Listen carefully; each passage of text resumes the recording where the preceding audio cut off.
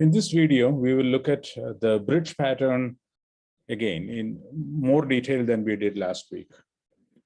If you recall, we have two hierarchies. We have a set of shapes like line, label, polygon, and so on and so forth. And so they form a hierarchy. We have a shape class that is an abstract class that is the superclass of line, label, and polygon. We also can have several types of renderers. We can have swing technology renderers, FX technology renderers, or technology, and if you have more technologies, they can all have renderers. So how do you make a line or a label or a polygon appear on the screen? Who does the drawing? The line has, for example, information about the two endpoints, but it doesn't have any information about the technology. The technology, of course, has information about how to draw stuff, but it doesn't have any information about the shapes. So who should be doing the drawing? Well, as we saw previously, we can have one type of line that would do for swing, another type of line that would do things for FX, another type of line that would draw on art, similarly for label and polygon. So that would mean 9 different classes here. If you have 10 different types of shapes and 5 different types of renderers, we need to create 50 different classes. That is not practical. So what we are having is create one renderer for each technology that would draw some essential things on the screen. For example, it can draw a piece of text. It can draw a line. It can color something, so on and so forth. So we identify some crucial methods for each technology. That is what a renderer would do. That is what you would accomplish in each of these subclasses. A polygon, for example, would, or a label or a line for that matter, they would all have a reference to the current renderer of interest. So a polygon would know, okay, I have a renderer object with me.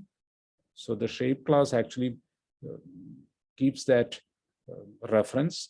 It keeps track of the renderer. It is told of a renderer at the time it has to render. So when we have to render a shape, we are told what renderer to use. And we know that that renderer is capable of drawing a string or drawing a line or coloring the brush. We use those methods in polygon or label or line. In some combination, we may not even use all of those methods to accomplish the task. For example, for drawing a polygon, we might simply draw a bunch of lines. We don't have to use the method to draw a string, but for creating a label, we will have to use that method to draw the string. That is the basic idea of a bridge pattern. So how is that used in this second version of the drawing program? This is code in the view. When the view has to draw stuff, it knows about that from the model. The model will tell the view to update itself, or sometimes the controller will tell the view to update itself. When that happens, when the view knows that it is time to draw, it will notify the GUI that is attached to it. Remember, the view now is also an observable. It has an attached graphical user interface. So it will tell the graphical user interface, okay, it is time to draw stuff. So the graphical user interface will prepare itself for drawing and will call this draw method of view. So the graphical user interface is actually invoking this draw method with a reference to itself.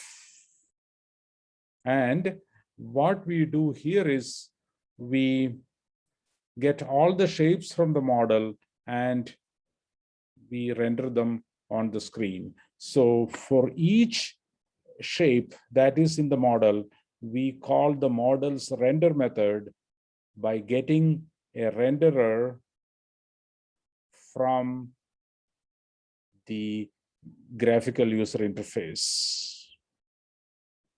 And you will get a normal renderer or a highlighting renderer depending upon this flag. And here is how a line would do rendering. Where it gets a renderer object from the view and it calls the superclasses render method. The superclass is, of course, a shape, and it draws a line from this XY coordinates to this XY coordinates. So a line gets drawn. What does the superclass do for rendering? It calls the renderer's set selected method. There's a method that would give a different color to the shape if it is currently selected. And if there is a point to be highlighted, we highlight that using the renderer. So if it is a highlighting renderer, this will show it as a black box at the highlighting point.